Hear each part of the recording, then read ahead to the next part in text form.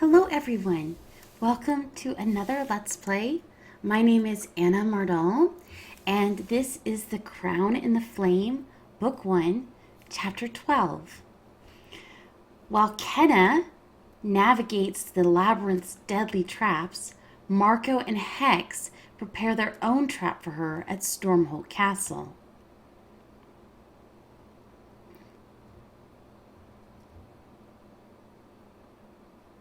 Chapter 12, The Labyrinth. You and your companions are in the technocrat's labyrinth with Whitlock, a boy you've just met outside the maze. You walk through uneven sand. The metal walls tower above you. The warm wind ruffles your hair. Well, the door is sealed behind us. There's no turning back now. Onward it is. Remember, everyone, be careful of traps. Puzzles. They're puzzles, not traps. Not really, anyway, from what I've heard. The technocrats value logic above all else, so presumably to pass through their maze, you'd have to be, well, logical. The five of you turn into a long hallway. These passages all look the same. How do we know we haven't been here before? I don't think we have. Look, no footprints in the sand. See, Val? We're making progress. You continue forward. Perfectly flat sand, tall metal walls, and warm wind blowing. That's odd. I was just thinking the same thing. There's something strange about the sand. It's not uneven anymore. It's too smooth. Precisely. Breathtaking beauty and staggering intelligence. Is there anything you lack? If there is a trap here, we must be careful. Everyone freeze. Each person stops where they are, but Whitlock wobbles on his feet. Uh-oh, and falls over. You hear a click. Ah! Whitlock, are you all right? I'm fine, but I think I may have triggered a switch. The doors at both ends of the corridor slam shut, and the walls begin to close in. We've set off a trap. We'll be crushed. Don't panic. There must be a way out of this. What do you do? Examine the walls. Don't just stand there. Help me with this door. There's something we're missing. There has to be some way to... There! That panel looks like it's open. Opens. You run to one of the walls, prying open the panel to reveal a mass of gears and pistons inside. That must be how we stop it, but we'll have to figure out how the gears are working. There's no time. Jam the machinery. You draw your weapon and jam it into the machinery with all your might. With a horrible screech, the walls slowly grind to a halt, and both doors slide open. Well, that seems to have worked. Excellent work, Kenna. Thank you. That was quick thinking, Kenna. Maybe not how I would have done it, but I can't argue with the results. You yank your weapon free of the mangled gears. Let's keep moving. I don't trust those blasted doors to stay open. Wait, what's this? There's an inscription on the wall, here next to the door. What's it say? I'm as light as a feather, but no matter how strong, no one can hold me for long. Why leave that here inside a deadly trap? To guard it. This text must be important somehow. Another puzzle, perhaps? I don't know about you, but I'm not used to puzzles trying to kill me. We're going to make it through this place. We've got to. A few days after Hex arrives in Stormholt, you and Rose hide in the shadows of the courtyard while Hex's cannon is paraded out. At last, it's complete. I've never seen a cannon like that. How do you suppose it works? I've got a bad feeling we're about to find out. Bring the prisoner! 2 guards unlock C's cage and drag her over to the cannon. C struggles against the guards, smashing one in the helmet with her manacles. The guard knees C in the stomach. Those bastards! You feel your hands growing hot as rage wells inside you. I need to control the fire. You clench your fist, willing yourself to be calm. Dom, are you okay? You're not going to, It's all right, Bruce. I'm in control. Over in the courtyard, the 2 guards remove C's manacles and quickly lock her hands inside the cannon barrel. Now, I think it is time for a little demonstration, I thought you would never ask. Where is our guest of honor? Bartel emerges from the castle. Behind him walks a soldier bound in chains, escorted by several guards. Oh no, it's Duncan, the former weapons master. He's the one Hex replaced. Bartel chains the man to the wall of the courtyard. Comfortable? Don't worry, you won't have to stand here for long. Please, there's been a mistake. Those weapons were my best work, I swear it. I think I'm going to be sick. He made weapons for Prince Marco. But nobody deserves this. Even criminals deserve better. How can they watch this? How can they enjoy it? Duncan struggles against his bonds. My prince, I beg of you, have mercy. Sire, don't you find this a bit distasteful? This man served you loyally for many years. I thought you were made of sterner stuff, Helene. Years of adequate service doesn't change the fact that he failed me.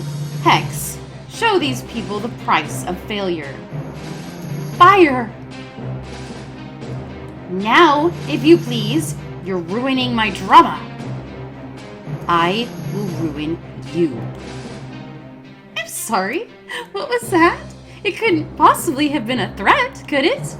Because if you'll remember, I know exactly where to find your idyllic little village, and I have the means to turn your home and everyone you love into a bloody smear on the mountainside, down to the last child. Blue flames begin to ripple down C's arms. Machinery hums to life, growing louder as the cannon feeds on C's power. With a deafening roar, a huge blue fireball explodes from the end of the cannon. No! Duncan's screams are silenced as the fireball hits, leaving nothing but a charred black wall behind. Magnificent! Milady, you are an artist. Flatterer. It's perfect. That runt of a queen won't know what hit her. Did you see that? We have to do something about this. You're right, but we can't talk here. Let's go. You and Rose leave the courtyard and hurry to your room. I can't believe it. There's someone else like me, with my power over fire. And that's not all. We have the same brand. If we both share this fire brand, we both have the ability to wield fire, we must be connected. She knows something about where I come from. She can help me control the flames, I know it. This is my chance to learn who I truly am, where I come from. We've got to break her out. Rose reaches out and squeezes your hand. I understand, Dom, and I'm with you. Even if C didn't share your powers, I couldn't bear to see someone mistreated so. Besides, freeing her is going to be the key to taking the castle. Agreed. That cannon would obliterate an army. If Ken is going to have any chance of retaking Stormhold, we have to make sure Marco can't use it. Just then, the door to your room swings open and Tristan storms in. I saw you in the courtyard. I heard you plotting just now. Tristan, I heard what you were doing. Whatever plan you come up with, it's not going to work. You've seen what that weapon can do. There's no way Kenna's army can stand against it, much less the 3 of us. All we can do is keep our heads down and survive. That's what a coward would say, Tristan. It's what Mother always said, and we never listened. Look where that got us. I'm not going to just stand by while horrible things happen. Don't be stupid, Rose. You're not doing this. I won't let you. I don't care what you think you want to do. You're both acting like fools. I know you're just trying to protect your family, Tristan, but you have to let Rose live her own life. Oh, so I should just let you two throw your lives away? I should respect your decision to die for nothing. I'd rather die trying to make a difference than cringe and tiptoe around a cruel tyrant until he decides to kill me on a whim. That's dying for nothing. Rose, get out! Tristan's face flushes bright red. You'll regret this. I swear it. He leaves, slamming the door behind him. I can't believe I did that. Look at me, I'm shaking. You were amazing. Did you really mean it? Every word, Dom. I can't believe Tristan said those things to me. Rose. I know he didn't mean it. He's just scared. I've never seen Tristan like this before. He's usually so impulsive and reckless, always ready to follow you anywhere. I don't think he ever truly realized how dangerous it was to work against Prince Marco. It must be hard for Tristan. Our mother's gone, and he's scared he's going to lose me too. But even so, I'm not going to let him hold me back anymore, and you shouldn't either. From now on, we're going to do what we want, no matter what Tristan thinks. Rose smiles at you, a blush rising in her cheeks as her eyes linger on yours. Well, I want you to stay the night. I was hoping you'd say that. Rose takes a step toward you, reaching up to drape her arms around your neck. So, now that we're alone, what should we do next? I should kiss Rose. You bend down to meet Rose's lips with your own. Rose pulls herself against you, deepening the kiss. A while later, your lips part with a sigh, and Rose smiles up at you. Moments like this, I can almost forget that we're in the middle of a war. I know what you mean.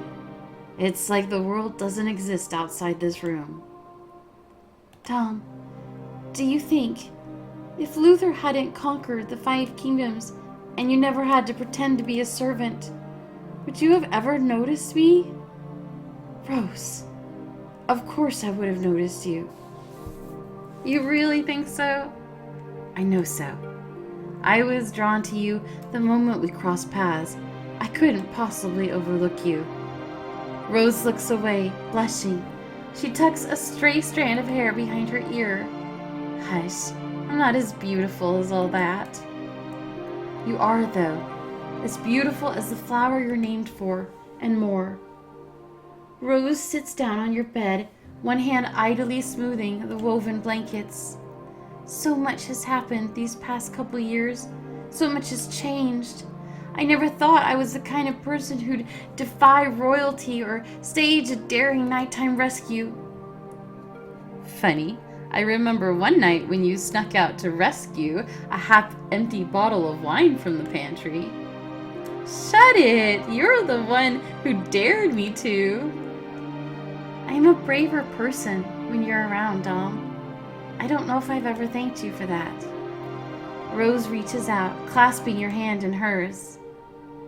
You know, Rose, if you'd like to thank me, I can think of 1 or 2 ways.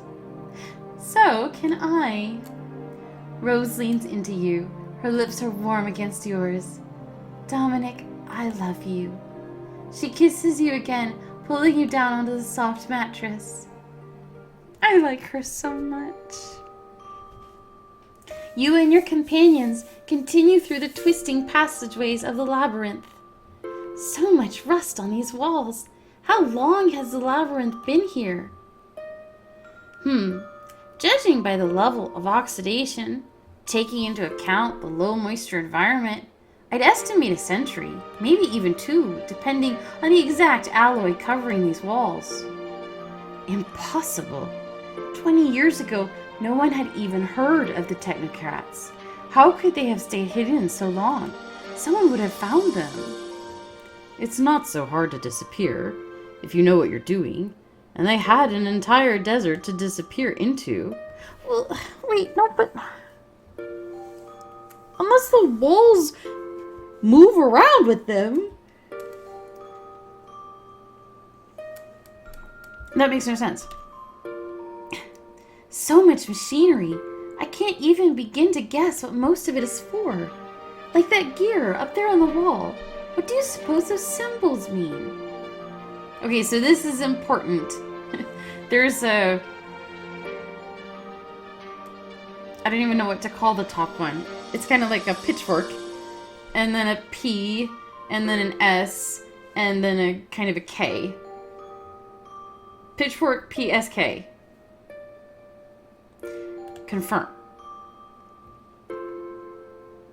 They don't belong to any language I know of, but someone put them there for a reason. Val reaches up and tugs on the gear. Don't tell me you're trying to steal that.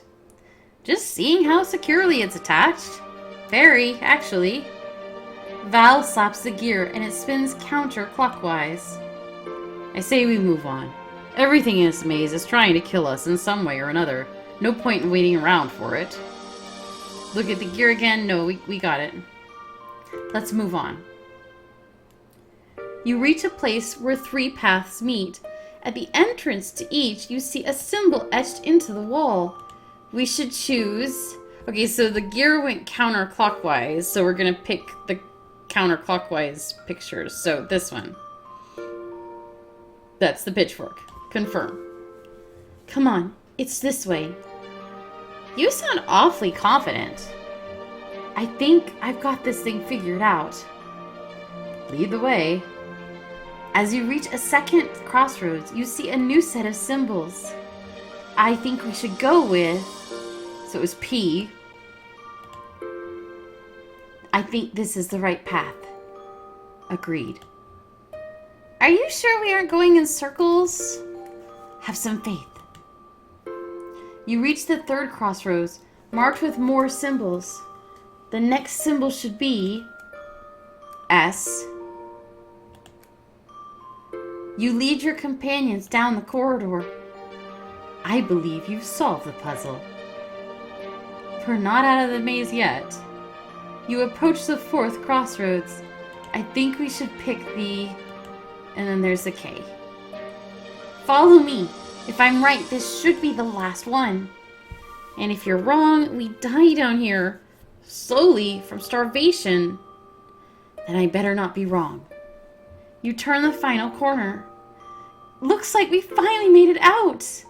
You come face to face with a towering metal door. An array of levers stick out at chest height, and there's a small inscription over them. Your final test awaits. Rather ominous. Anything could be behind that door. Here's hoping it's something I can hit. You examine the levers. They all have letters on the end. They must be a code, some kind of password to open the door. A password? How the hell are we supposed to know what the password is? I have an idea. I bet it has to do with the riddle we found earlier. I bet the answer to the riddle is the password. That'd explain why someone would bother scratching that nonsense into the wall. How did the thing go? I'm as light as a feather, but no matter how strong, no one can hold me for long. Then the password must be... And it's breath. You can't hold your breath for long. The levers retract and the whole door begins to lower. That's it! What was that sound? Nothing good, Highness. Definitely not good. Get behind, all of you, now! The door disappears into the sandy floor, revealing a towering figure standing on the other side. It's a Mechatar! Roar! Run! That was awesome! You can't have a labyrinth without a Minotaur. You chose to spend the night with Rose. You have beaten the traps, or rather puzzles, of the Technocrats' Labyrinth. overall progress. These are our alive and recruited friends. And here's our choices. And we have an army score total of 329 out of 329, which means so far we've seen everything and done many things correctly, which is great. So, okay. That was fun, yes?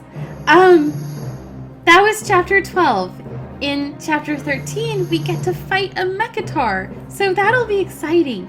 And hopefully soon we'll get to rescue C. And I feel so bad for her, and I'm not happy about Hex. I hate Hex. So there's a lot that's about to happen. We're sort of crashing towards a finale. So this has been The Crown and the Flame. The app that we're playing from is the Choices app in the Android and iPhone stores, Apple stores. Definitely download it and try it yourself if you like. It's free to play, except a lot of the gold outline choices that I've been picking, you do have to spend money on those to buy diamonds. So there is that. My name is Anna Mardal. Feel free to subscribe to my YouTube channel, my Patreon, leave a comment, visit my website where I jabber on about things. If you want more content, it is out there. And if you're coming along on these Let's Plays, thank you so much for being here with me and riding the Crown and the Flame ride. I will see you in the next video. Bye-bye.